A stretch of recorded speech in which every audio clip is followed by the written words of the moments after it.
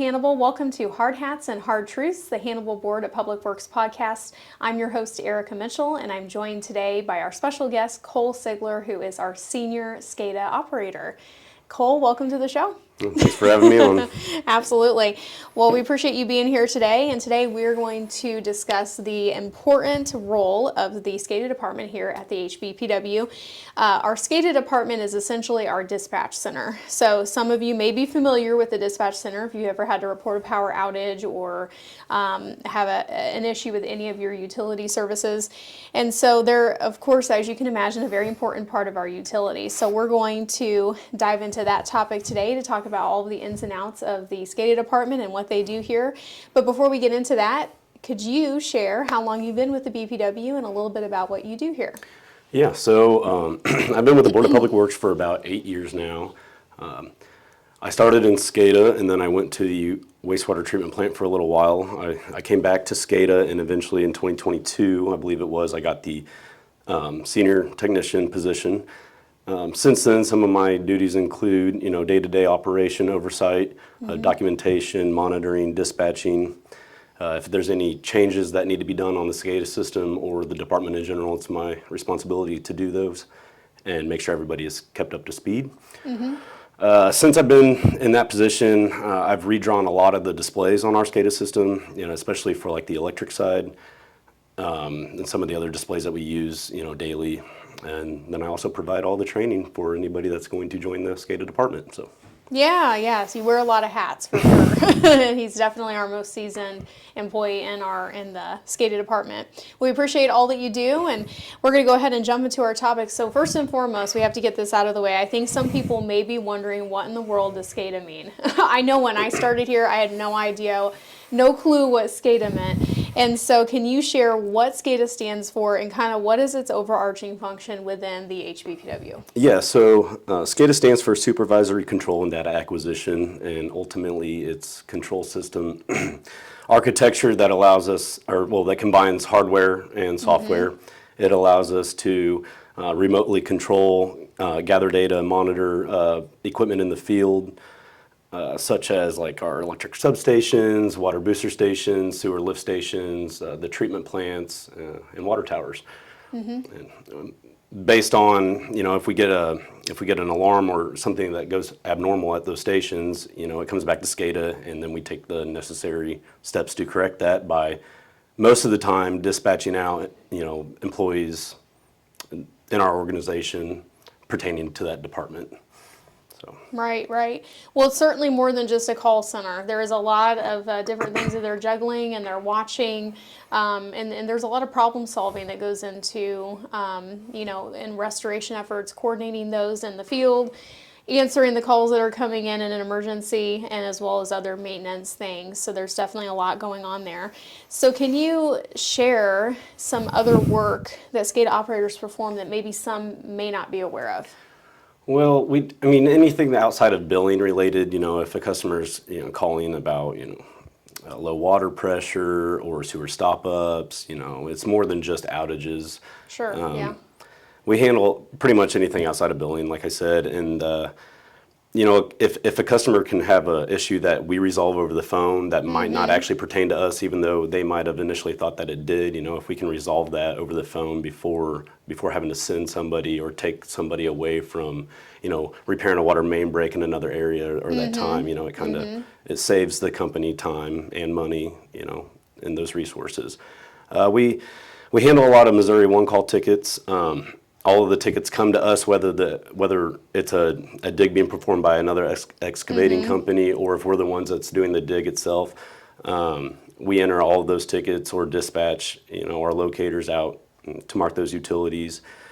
Switch orders is a big one. Whenever we're doing switching on the electric grid, SCADA kind of is like the main hub for that, on the radio going back and forth with linemen. Obviously opening and closing some breakers remotely on the SCADA system while they're manually doing several gang operated switches or underslung, stuff like that.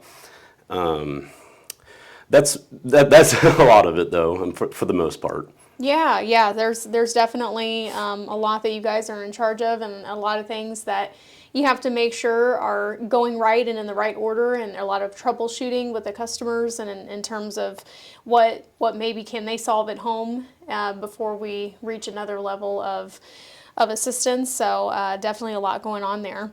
So what, speaking of the dispatch part, in terms of people calling in if they have an emergency, what should a customer do if they get a busy signal when they're trying to reach the dispatch center during a utility emergency? Okay, so most of the times all the times after hours, outside of Monday through Friday day shift, there's only one operator in the SCADA department, and so if we have an outage that's got 20, 30 people on it, they'll be able to handle the call volume. However, if we have a tree go through the three-phase and it takes out an entire substation, you're going to have several thousand people calling at the same time, and there might be one operator or at most two. So we can't handle every single call. So I always tell people to leave voicemails, leave a callback number, tell us your issue. Whenever things kind of cool down and we take care of the biggest issue, which would be the power outage, getting those people back on, we'll go back through the voicemails and verify that somebody didn't have a sewer stop up at that same time. And so we go through every single voicemail so we don't miss any of that stuff. And then I always tell people also we have the website submission, which you can talk about a little more about that. 'Cause you handle that. So we do. We have a form on our website that it's report a concern. So you can click on that link in the center of our homepage to get to that page to report whatever your concern is, whether it be a power outage or maybe you have a sewer or a water issue. You can report any other issues as well, billing issues or anything that you have a general question about. You can also reach out to us on our social media pages. So I am the one who manages those for the BPW.